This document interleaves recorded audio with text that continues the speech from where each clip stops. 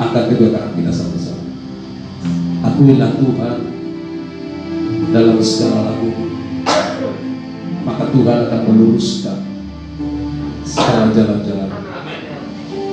Percayalah kepada Tuhan dengan segenap hatimu, dan janganlah bersandar kepada pengertianmu sendiri. Janganlah menganggap dirimu bijak,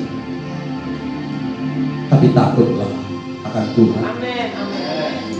Itulah yang akan menyembuhkan tubuhmu. Amin. Dan yang akan menyegarkan tulang-tulang. Ya, amin. Terima kasih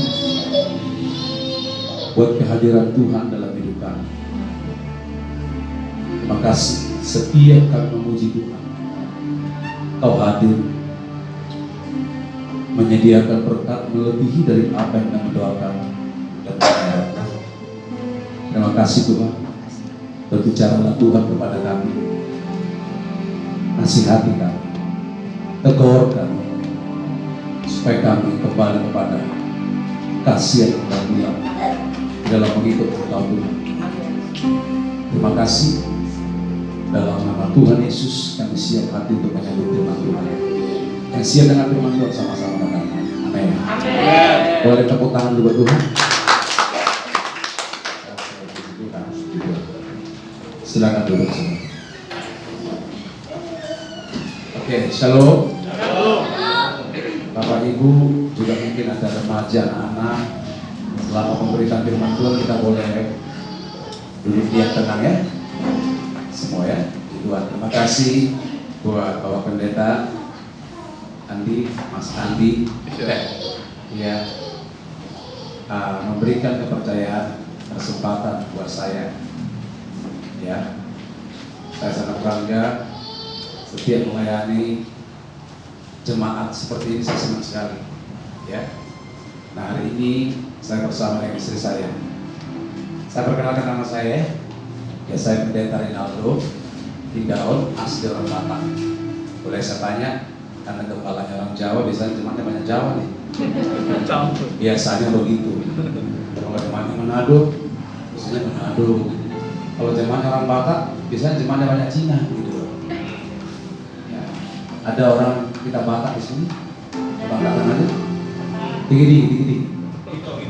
Sebenarnya tampang aku pun saya sudah tahu dari belakang. Ya.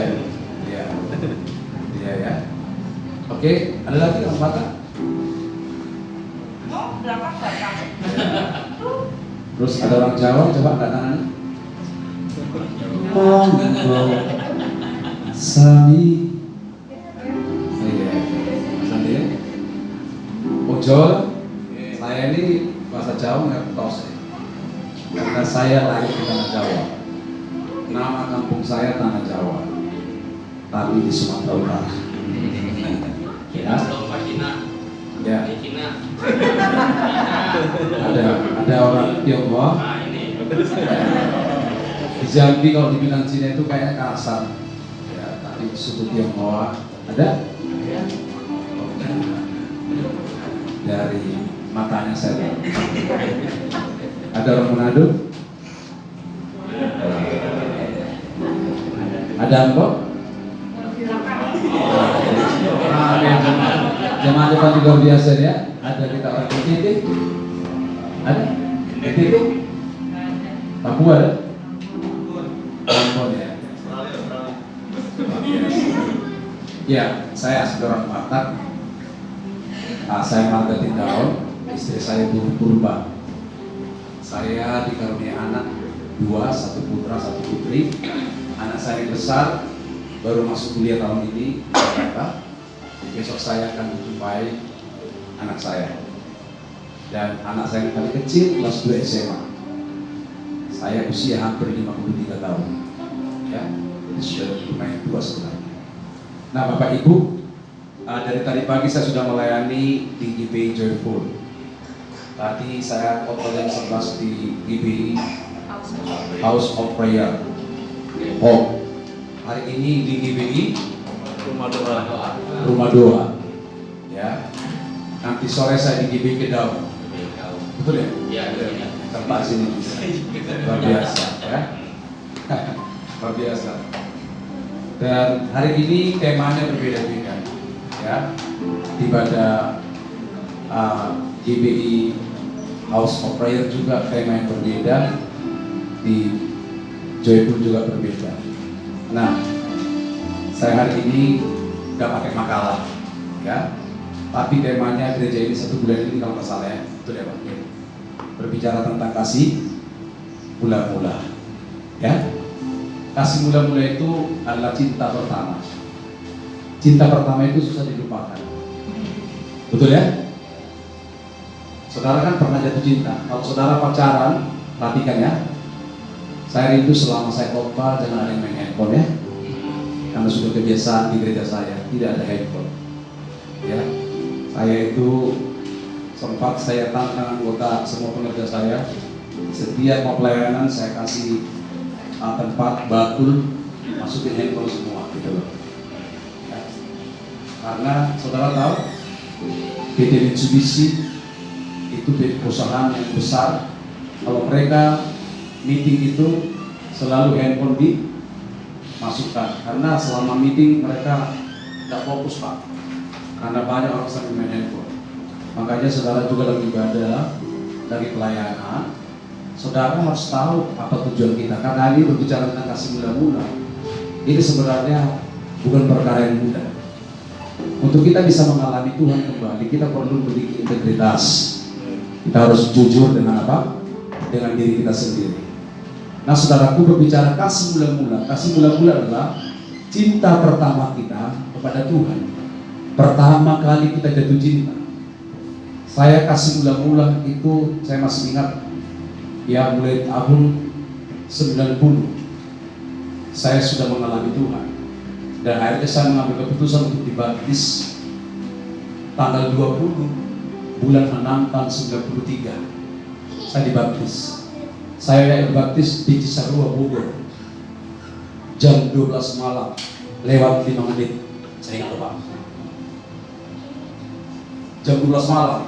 Pada waktu itu saya sedang bermain musik di sebuah klit ya. Karena saya lama di Jakarta.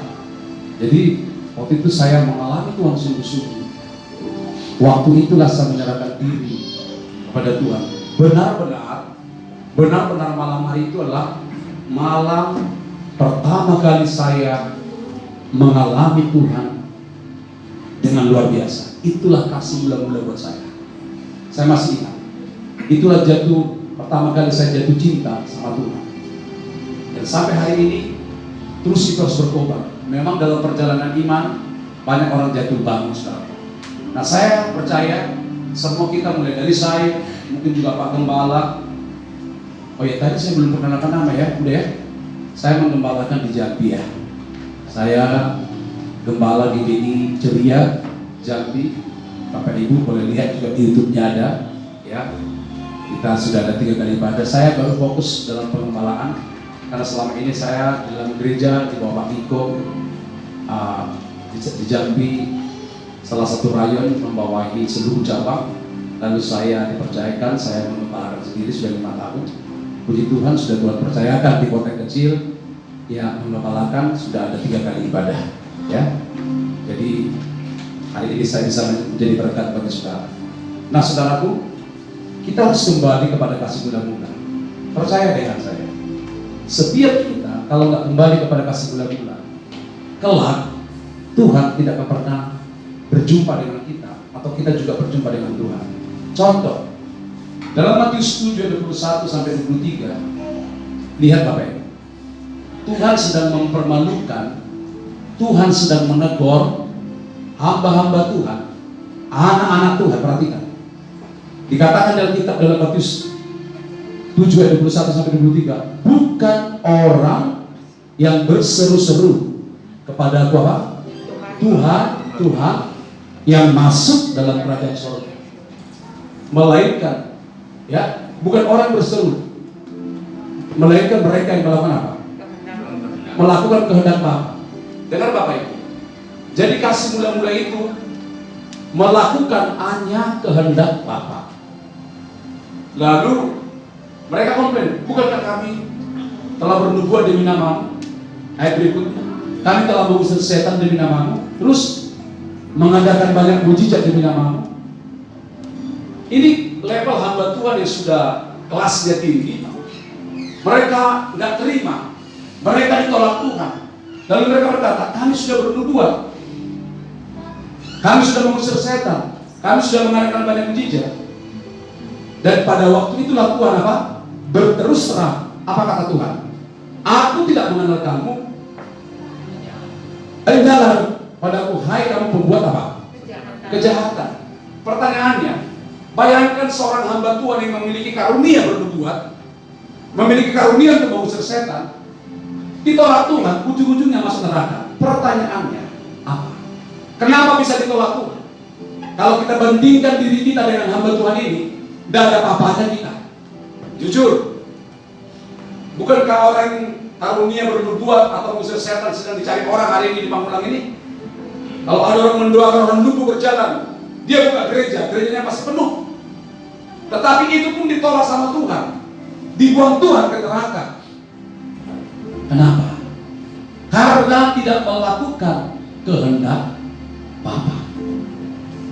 Sesungguhnya ini karena tidak mengalami lagi kasih Tuhan, nggak bisa lagi mengalami Tuhan.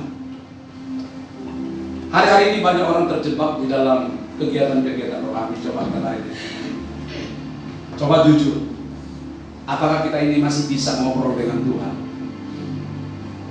Apakah saudara masih bisa ngobrol sama Tuhan? Dan kalau saudara ngobrol seperti saudara menjadikan dia sahabat, waktu kita ngobrol dengan Tuhan, apakah juga saudara masih mendengar suara Tuhan? Apakah kita masih bisa dengar Tuhan bicara? Makanya ibadah pada hari ini tentang kasih mula-mula, saya akan kasih tema kepada Bapak Ibu. Kita harus kembali kepada spirit Taman Eden. Saudara dan saya harus kembali kepada spirit Taman Eden. Tahu spirit Taman Eden? Pertama kali Tuhan menciptakan manusia, siapa namanya? Adam. Boleh lebih keras, siapa namanya? Adam dan Hawa. Pertama kali dikatakan, boleh buka di dalam Kejadian 1 ayat 25, ayat 26 sampai 27. Dikatakan begini, berfirmanlah Allah, baiklah kita menjadikan manusia menurut gambar dan rupa kita. Perhatikan, ayo dengan lebih cepat lagi ya. Dan rupa kita, lihat, supaya mereka berkuasa atas ikan-ikan di laut dan burung-burung di udara, dan atas ternak dan atas seluruh bumi, dan atas segala binatang melata merayap. Lihat ayat 27. Maka Allah menciptakan manusia itu, lihat apa? Menurut gambarnya. Menurut gambar Allah diciptakanlah dia, laki-laki dan perempuan diciptakannya mereka. Manusia. Maaf, siapa yang masih manusia coba angkat tangan? Ayo, jangan malu-malu angkat tangan. Masih manusia. Bilang dengan masih manusia. Manusia itu diciptakan seturut, segambar dan serupa. Bayangkan, ternyata kita ini diciptakan Tuhan segambar serupa dengan Dia. Segambar dan serupa dengan Dia. Ini bicara karakter Tuhan. Sesudah diciptakan manusia, diberikan otoritas kepada siapa? Manusia yang namanya Adam dan Hawa. Lalu Tuhan berkata begini, Adam dan Hawa, lalu dipanggil. Bayangkan, seperti orang tua memanggil anaknya. Waktu mereka dipanggil, lalu Tuhan bilang kepada Adam dan Hawa, apa Tuhan? Lalu Tuhan berkata, lihat, sementara mungkin tangan Tuhan kalau dibuat ceritanya begini, lihat, seluas ini Taman Eden. Taman Eden berbicara tempat Tuhan tinggal. Taman Eden berbicara hadirat Tuhan. Lihat, seluas ini kamu jangan memandang, kata Tuhan. Lalu Adam dan Hawa lihat. Sudah mereka lihat, lalu semua ini di bawah kekuasaan.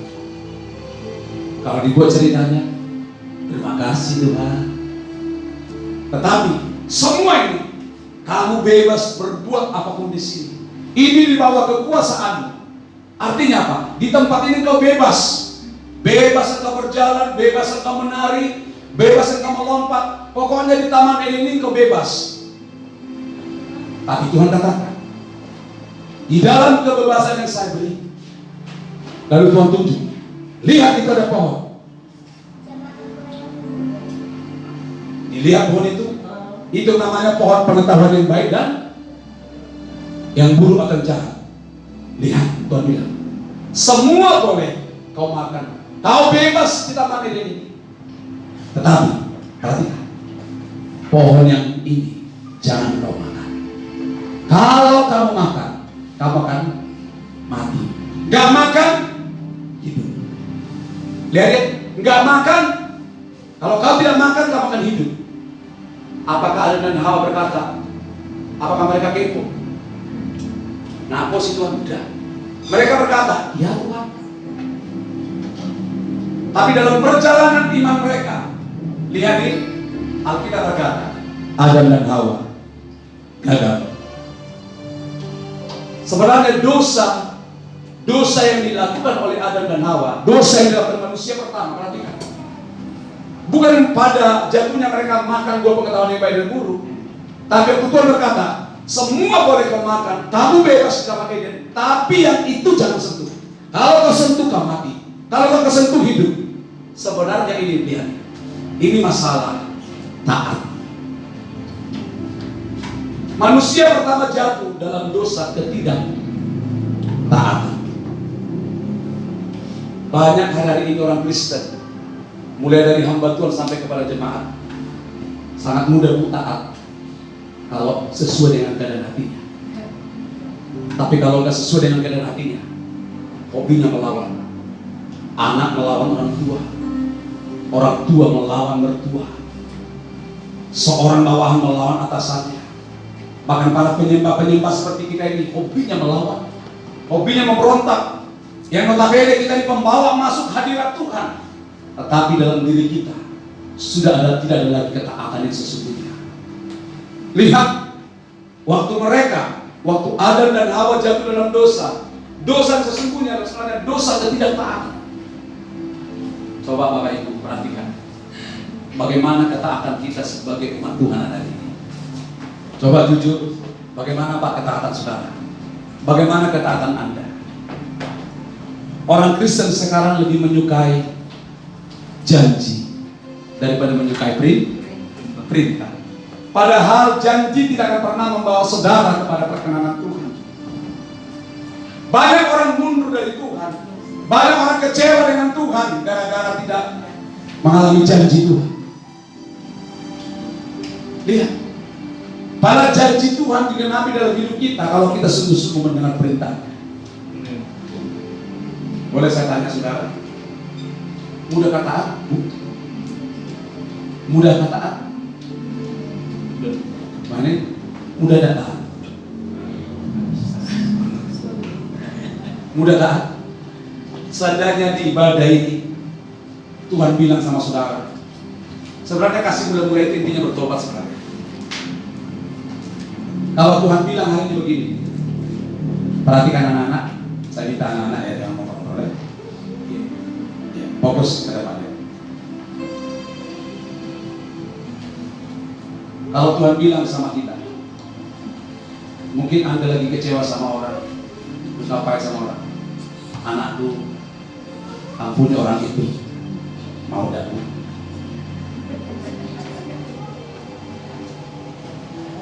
mudah taat dan mudah. Adam dan Hawa jatuh dalam dosa ketidaktaatan. Mereka melanggar apa yang Tuhan perintahkan. Lihat, sesudah Adam dan Hawa jatuh dalam dosa, coba apa yang terjadi? Sebelum Adam dan Hawa jatuh dalam dosa, kita berkata, begitu bebasnya Adam dan Hawa di Taman Eden. Katakan sama-sama dengan saya, bebas. Katakan sama-sama, merdeka. Mumpung ini bulan kemerdekaan, katakan merdeka. Sebelum Adam dan Hawa jatuh dalam dosa, perhatikan, Adam dan Hawa itu bebas, merdeka di Taman Eden. Tidak ada tekanan, sama seperti kita. Berapa banyak orang Kristen lagi beribadah begini, tidak bisa bebas menyembah Tuhan. Pemimpin pujian berkata, mari lompat. Sepertinya kita kena asam urat. Berat banget lompat. Mari angkat tangan buat Tuhan. Gak mau kita angkat tangan. Bayangkan Bapak Ibu, gak bebas lagi. Banyak orang Kristen hari ini gak bisa lagi bebas menyembah Tuhan. Gak bisa lagi bebas. Sepertinya ada ikatan di kaki. Padahal sebelum Adam jatuh dalam dosa, begitu bebasnya dia. Mau lompat, mau menari, bebas dia di hadirat Tuhan. Taman Eden berbicara tempat Tuhan tinggal. Di sanalah Tuhan. Begitu intimnya Adam dan Hawa dengan Tuhan. Waktu Tuhan berjalan-jalan di Taman Eden, mendengar hentakan kaki Tuhan sebelum mereka jatuh dalam dosa. Adam dan Hawa peka kalau mendengar hentakan kaki Tuhan. Begitu senangnya mereka, sangat senang. Tapi lihat, sesudah mereka jatuh dalam dosa, Alkitab berkata, waktu kembali mereka mendengar hentakan kaki Tuhan, mereka tidak senang, justru takut. Berapa banyak orang Kristen tetap beribadah, tetap melayani, tapi dihantui, dikuasai roh ketakutan. Ada takut masa depan, ada takut lagi perempuan mungkin tidak bisa menikah nih. Ada orang menikah sekian tahun, takut tidak punya anak, dihantui, dikuasai roh ketakutan. Kita orang tua, kita lihat ekonomi kita, kok pas-pasan gini terus. Bisa tidak saya memuliakan anak ini? Ini sedang dialami oleh banyak orang, sehingga kita takut tidak makan. Lalu kita menghalalkan segala cara untuk mendapatkan uang. Wow. Biasanya kalau seorang anak berbuat salah, kalau bapaknya datang atau ibunya, maka anak itu akan ketakutan. Dan orang yang salah biasanya memiliki sikap tertumbuk kalau dia salah. Adam dan Hawa sesudahnya mendengar Tuhan datang, harusnya Adam dan Hawa senang. Tuhan datang. Orang yang sungguh-sungguh hidup dalam kekudusan, kalau dalam ibadah, dia akan cepat masuk hadirat Tuhan. Pernah kalian mendengar kata-kata begini? Apalagi dalam pujian penyembahan. Pernah saudara mendengar kata-kata begini? Kok susah ya masuk hadirat Tuhan hari ini? Kok susah banget aku masuk hadirat Tuhan? Hei dengar, tidak ada kata susah masuk hadirat Tuhan. Yang membuat kita susah masuk hadirat Tuhan, ada apa dalam diri kita? Dosa. Dosa yang membuat orang hilang dari kasih mula-mula. Dosa yang membuat manusia tidak bisa lagi dekat dengan Tuhan. Dosa yang membuat kita tidak bisa bercakap-cakap dengan Tuhan. Oh iya. Lalu kita buatlah panggung ini menjadi panggung sandiwara. Kalau kita kembali kepada tabernakel Musa, siapapun yang khotbah, siapapun yang memimpin pujian, siapapun yang main musik di sini, coba aja sedikit main dosa, mati di tempat. Bukan cuma mati rohani, mati benar. Karena terlampau kudus Tuhan. Kalau orang Kristen sekarang, apalagi gereja kita, gereja yang GB ini luar biasa, sakit hati pun masih melayani, masih berzina aja, masih selingkuh, masih melayani. Gak ada takutnya. Dia mengandalkan skillnya, dia mengandalkan pengurapan 20 tahun yang lalu. Inilah kualitas gereja now. Dan bisa lagi melihat Tuhan. Seharusnya kalau saudara sedang ada dalam posisi mula-mula, kalau saudara datang ke tempat ini, itu akan hancur hati di tempat duduk. Berapa banyak orang Kristen datang dari rumah gak punya masalah, pulang dari gereja tersinggung, mundur. Ketemu siapa di gereja? Ini kualitas gereja now. Jadi kalau dibilang kembali kepada kasih mula-mula dalam bahasa sederhana, saya katakan kita harus kembali kepada Taman Eden. Sesudah Adam jatuh dalam dosa, lalu Tuhan melanjutkan. Dia berjalan-jalan, mendengarkan itu, Adam dan Hawa ketakutan. Lihat ya, lihat. Waktu dia ketakutan, Alkitab berkata, lalu Adam dan Hawa saking takutnya, mereka bersembunyi di bawah akar, menyembunyikan, menyemat mereka kemaluan mereka.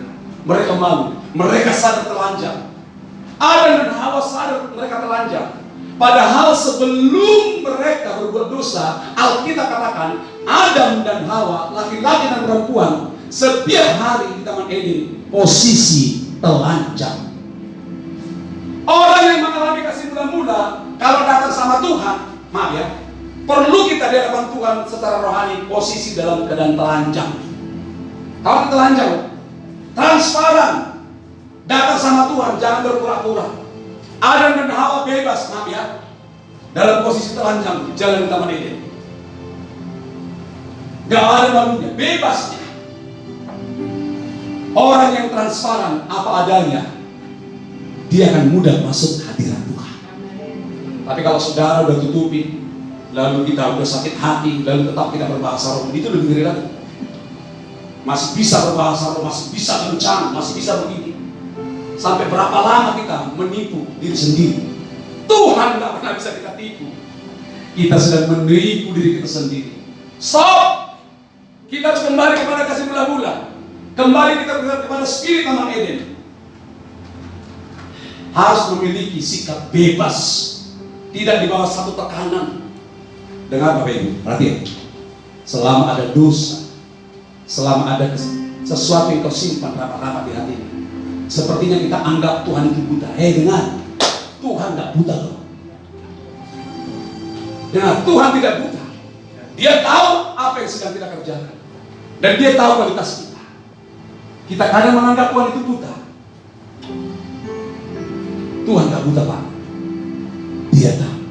Kau yang Maha tahu dan menilai hidup. Tak ada yang tersembunyi. Angkat tanganmu, Kau yang Maha tahu. Kau yang Maha tahu dan menilai hidupku.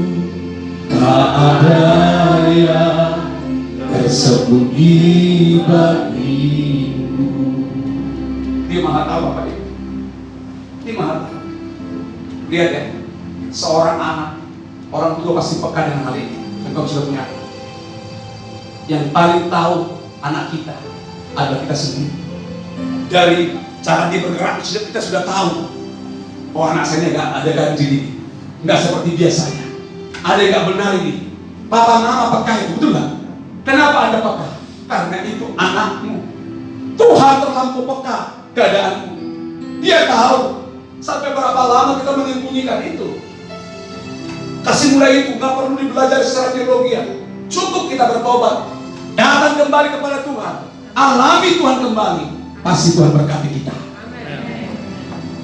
Lihat Bapak Ibu, waktu Adam jatuh dalam dosa, perhatikan. Tuhan berinisiatif. Katakan sama-sama dengan saya, inisiatif Tuhan. Yang keras, inisiatif Tuhan. Tuhan yang berinisiatif. Lalu Tuhan panggil, Adam, Adam, Adam, Adam, di mana engkau? Saya mau nanya saudara, Tuhan dengar tak suara itu? Adam dengar suara itu? Dengar. Adam juga dengar. Tetapi apakah Adam langsung jawab? Dia berusaha semakin sembunyi.